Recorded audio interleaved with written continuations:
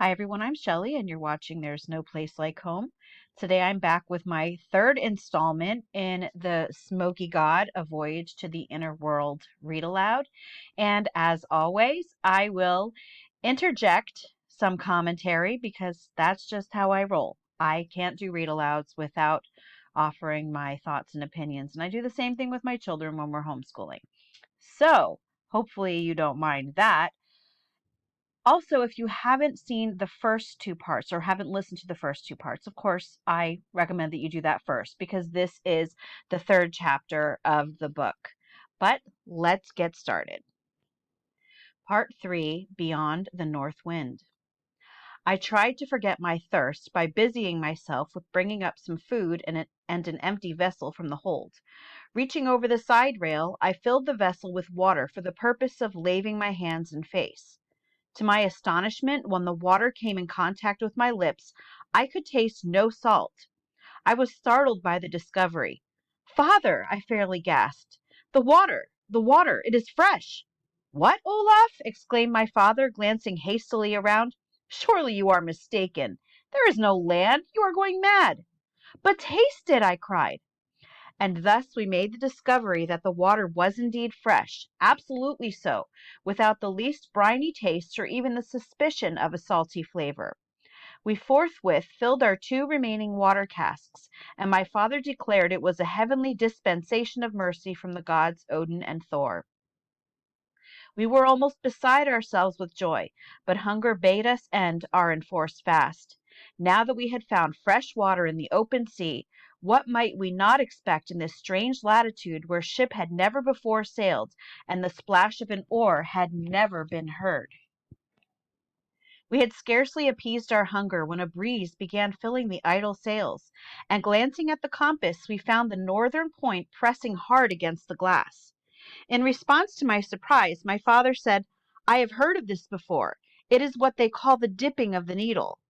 We loosened the compass and turned it at right angles with the surface of the sea before its point would free itself from the glass and point according to unmolested attraction. It shifted uneasily and seemed as unsteady as a drunken man, but finally pointed a course. Before this, we thought the wind was carrying us north by northwest, but with the needle free, we discovered, if it could be relied upon, that we were sailing slightly north by northeast. Our course, however, was ever tending northward. The sea was serenely smooth, with hardly a choppy wave, and the wind brisk and exhilarating. The sun's rays, while striking us aslant, furnished tranquil warmth. And thus time wore on day after day, and we found from the record in our logbook we had been sailing 11 days since the storm in the open sea. By strictest economy, our food was holding out fairly well, but beginning to run low. In the meantime, one of our casks of water had been exhausted, and my father said, "We will fill it again." But to our dismay, we found the water was now as salt as in the region of the Lofoten Islands off the coast of Norway. This necessitated our being extremely careful of the remaining cask. I found myself wanting to sleep much of the time, whether it was the effect of the exciting experience of sailing in unknown waters, or the relaxation from the awful excitement incident to our adventure in a storm at sea, or due to want of food, I could not say. I frequently lay down on the bunker of our little sloop and looked far up into blue dome of the sky, and notwithstanding the sun was shining far away in the east, I always saw a single star overhead. For several days, when I looked for this star, it was always there directly above us. It was now, according to our reckoning, about the 1st of August. The sun was high in the heavens and was so bright that I could no longer see the one lone star that attracted my attention a few days earlier. One day about this time, my father startled me by calling my attention to a novel sight far in front of us, almost at the horizon. "It is a mock sun," exclaimed my father. "I have read of them. It is called a reflection or mirage. It will soon pass away." But this dull red, false sun, as we supposed it to be, did not pass away for several hours, and while we were unconscious of its emitting any rays of light, Still, there was no time thereafter when we could not sweep the horizon in front and locate the illumination of the so-called false sun during a period of at least 12 hours out of every 24. Clouds and mists would at times almost, but never entirely, hide its location. Gradually it seemed to climb higher in the horizon of the uncertain purpley sky as we advanced. It could hardly be said to resemble the sun, except in its circular shape, and when not obscured by clouds or the ocean mists, it had a hazy red, bronzed appearance, which would change to a white like a luminous cloud, as if reflecting some greater light beyond. We finally agreed in our discussion of this smoky, furnace-colored sun that whatever the cause of the phenomenon, it was not a reflection of our sun, but a planet of some sort, a reality. One day soon after this, I felt exceedingly drowsy and fell into a sound sleep. But it seemed that I was almost immediately aroused by my father's vigorous shaking of me by the shoulder and saying, "Olaf, awaken! There is land in sight." I sprang to my feet, and oh, joy unspeakable! There, far in the distance, yet directly in our path, were lands jutting boldly into the sea. The shoreline stretched far away to the right of us, as far as the eye could see, and all along the sandy beach were waves breaking into choppy foam, receding, then going forward again, ever chanting in monotonous thunder tones the song of the deep. The banks were covered with trees and vegetation. I cannot express my feeling of exultation at this discovery. My father stood motionless, with his hand on the tiller, looking straight ahead, pouring out his heart in thankful prayer and thanksgiving to the gods Odin and Thor. In the meantime, a net which we found in the stowage had been cast, and we caught a few fish that materially added to our dwindling stock of provisions. The compass, which we had fastened back in its place in fear of another storm, was still pointing due north, and moving on its pivot, just as it had in Stockholm. The dipping of the needle had ceased. What could this mean?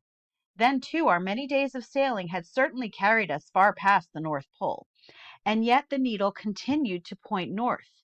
We were sorely perplexed, for surely our direction was now south. We sailed for 3 days along the shoreline, then came to the mouth of a fjord or river of immense size. It seemed more like a great bay, and into this we turned our fishing craft, the direction being slightly northeast of south. By the assistance of a fretful wind that came to our aid about 12 hours out of every 24, we continued to make our way inland, into what afterward proved to be a mighty river, and which we learned was called by the inhabitants Hidekal. We continued our journey for 10 days thereafter, and found we had fortunately attained a distance inland where ocean tides no longer affected the water, which had become fresh. The discovery came none too soon, for our remaining cask of water was well nigh exhausted. We lost no time in replenishing our casks, and continued to sail farther up the river when the wind was favorable. Along the banks great forests, miles in extent, could be seen stretching away on the shoreline. The trees were of enormous size. We landed after anchoring near a sandy beach, and waded ashore, and were rewarded by finding a quantity of nuts that were very palatable and satisfying to hunger, and a welcome change from the monotony of our stock of provisions. It was about the 1st of September, over 5 months we calculated, since our leave taking from Stockholm. Suddenly we were frightened almost out of our wits by hearing in the far distance the singing of people. Very soon thereafter we discovered a huge ship gliding down the river directly toward us. Those aboard were singing in one mighty chorus that, echoing from bank to bank, sounded like 1,000 voices, filling the whole universe with quivering melody. The accompaniment was played on stringed instruments not unlike our harps. It was a larger ship than any we had ever seen, and was differently constructed. At this particular time our sloop was becalmed, and not far from the shore. The banks of the river, covered with mammoth trees, rose up several hundred feet in beautiful fashion. We seemed to be on the edge of some primeval forest that doubtless stretched far inland. The immense craft paused, and almost immediately a boat was lowered, and 6 men of gigantic stature rowed to our little fishing sloop. They spoke to us in a strange language. We knew from their manner, however, that they were not unfriendly. They talked a great deal amongst themselves, and one of them laughed immoderately, as though in finding us a queer discovery had been made. One of them spied our compass, and it seemed to interest them more than any other part of our sloop. Finally, the leader motioned as if to ask whether we were willing to leave our craft to go on board their ship. "What say you, my son?" asked my father. "They cannot do any more than kill us." "They seem to be kindly disposed," I replied, "although what terrible giants! They must be the select six of the kingdom's crack regiment. Just look at their great size." "We may as well go willingly as be taken by force," said my father, smiling, "for they are certainly able to capture us." Thereupon he made known by signs that we were ready to accompany them.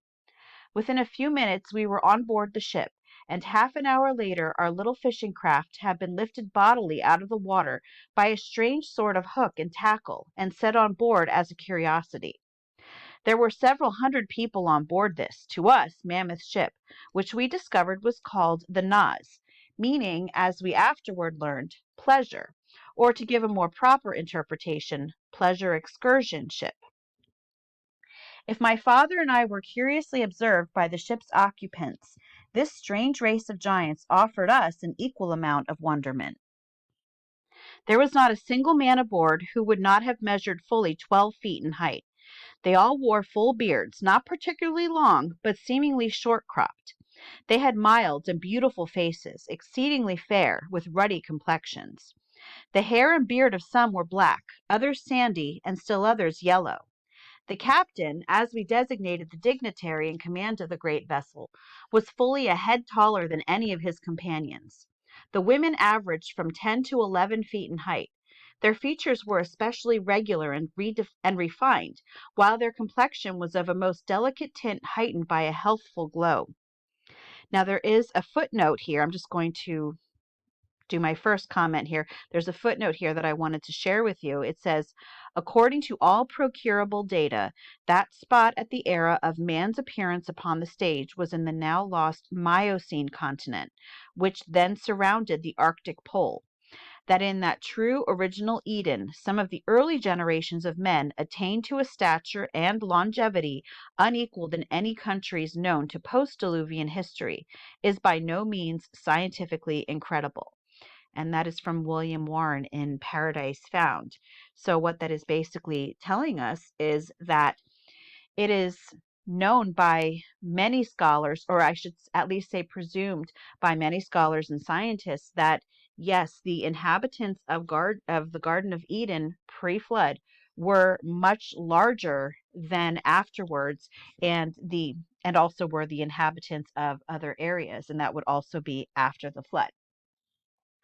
Continuing on, both men and women seem to possess that particular case of manner which we deem a sign of good breeding, and notwithstanding their huge statures, there was nothing about them suggesting awkwardness. As I was a lad in only my 19th year, I was doubtless looked upon as a true Tom Thumb.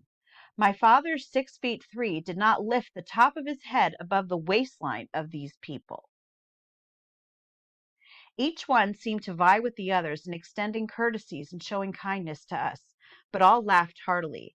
I remember when they had to improvise chairs for my father and myself to sit at table. They were richly attired in a costume peculiar to themselves and very attractive. The men were clothed in handsomely embroidered tunics of silk and satin and belted at the waist. They wore knee breeches and stockings of a fine texture, while their feet were encased in sandals adorned with gold buckles. We early discovered that gold was one of the most common metals known, and that it was used extensively in decoration. Strange as it may seem, neither my father nor myself felt the least bit of solicitude for our safety. "We have come into our own," my father said to me. "This is the fulfillment of the tradition told me by my father and my father's father, and still back for many generations of our race. This is absurdly the land beyond the north wind." We seemed to make such an impression on the party that we were given specially into the charge of one of the men, Jules Galdea, and his wife, for the purpose of being educated in their language, and we, on our part, were just as eager to learn as they were to instruct. At the captain's command, the vessel was swung cleverly about and began retracing its course up the river. The machinery, while noiseless, was very powerful. The banks and trees on either side seemed to rush by. The ship's speed at times surpassed that of any railroad train on which I have ever ridden, even here in America. It was wonderful. In the meantime, we had lost sight of the sun's rays, but we found a radiance within, emanating from the dull red sun, which had already attracted our attention, now giving out a white light seemingly from a cloud bank far away in front of us. It dispensed a greater light, I should say, than 2 full moons on the clearest night. In 12 hours this cloud of whiteness would pass out of sight as if eclipsed, and the 12 hours following corresponded with our night. We early learned that these strange people were worshippers of this great cloud of night. It was the Smoky god of the inner world. The ship was equipped with a mode of illumination which I now presume was electricity, but neither my father nor myself were sufficiently skilled in mechanics to understand whence came the power to operate the ship, or to maintain the soft, beautiful lights that answered the same purpose of our present methods of lighting the streets of our cities, our houses, and places of business. It must be remembered the time of which I write was the autumn of 1829, and we of the outside surface of the earth knew nothing then, so to speak, of electricity. The electrically surcharged condition of the air was a constant vitalizer. I never felt better in my life than during the 2 years my father and I sojourned on the inside of the earth. And I'm just going to add here that that really reminds me of what we look at cathedrals as possibly having been for their original purpose. Many people believe they are places of healing, and they have all of this antiquitech on them, and this seems to correlate directly with that. They're speaking of the electricity in the air and how it was a constant vitalizer to them. And in fact, we will learn that the people of this time, they lived longer. And could it have been because of that? And could these cathedrals that we use today as churches have originally been places of healing, places of, as this book would say, vitalizing? I don't know if that's an actual word, but I'm going to pretend that it's one. Moving on. To resume my narrative of events, the ship on which we were sailing came to a stop 2 days after we had been taken on board. My father said, as nearly as he could judge, we were directly under Stockholm or London. The city we had reached was called Juu, signifying a seaport town. The houses were large and beautifully constructed, and quite uniform in appearance, yet without sameness. The principal occupation of the people appeared to be agriculture. The hillsides were covered with vineyards, while the valleys were devoted to the growing of grain. I never saw such a display of gold. It was everywhere. The door casings were inlaid, and the tables were veneered with sheetings of gold. Domes of the public buildings were of gold. It was used most generously in the finishings of the great temples of music. That reminds me of the many palaces that are here, we'll say, above the surface, the domes, the gold veneers. It just all seems reminiscent of things that we do see up here on the earth. Vegetation grew in lavish exuberance, and fruit of all kinds possessed the most delicate flavor. Clusters of grapes, 4 and 5 feet in length, each grape as large as an orange, and apples larger than a man's head, typified the wonderful growth of all things on the inside of the earth. The great redwood trees of California would be considered mere underbrush compared with the giant forest trees extending for miles and miles in all directions. In many directions along the foothills of the mountains, vast herds of cattle were seen during the last day of our travel on the river. We heard much of a city called Eden, but were kept at Jehu for an entire year. By the end of that time, we had learned to speak fairly well the language of this strange race of people. Our instructors, Jules Galdea and his wife, exhibited a patience that was truly commendable. One day an envoy from the ruler at Eden came to see us, and for 2 whole days my father and myself were put through a series of surprising questions.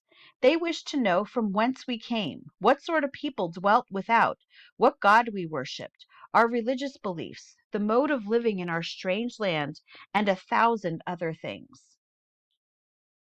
The great luminous cloud or ball of dull red fire, fiery red in the mornings and evenings, and during the day giving off a beautiful white light, the smoky god, is seemingly suspended in the center of a great vacuum within the earth, and held to its place by the immutable law of gravitation, which I'm going to just interject here. I'm thinking more electromagnetism. Anyway, or repellent atmospheric force, as the case may be. I refer to the known power that draws or repels with equal force in all directions. The base of this electrical cloud or central luminary, the seat of the gods, is dark and non-transparent, save for innumerable small openings, seemingly in the bottom of the great support or altar of the deity, upon which the smoky god rests. And the lights shining through these many openings twinkle at night in all their splendor, and seem to be stars, as natural as the stars we saw shining when in our home at Stockholm, excepting that they appear larger. The smoky god, therefore, with each daily revolution of the earth, which, interjecting, I don't think the earth revolves around anything, moving on, appears to come up in the east and go down in the west, the same as does our sun on the external surface.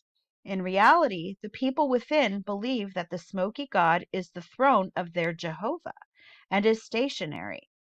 The effect of night and day is therefore produced by Earth's daily rotation. I have since discovered that the language of the people of the inner worlds is much like the Sanskrit.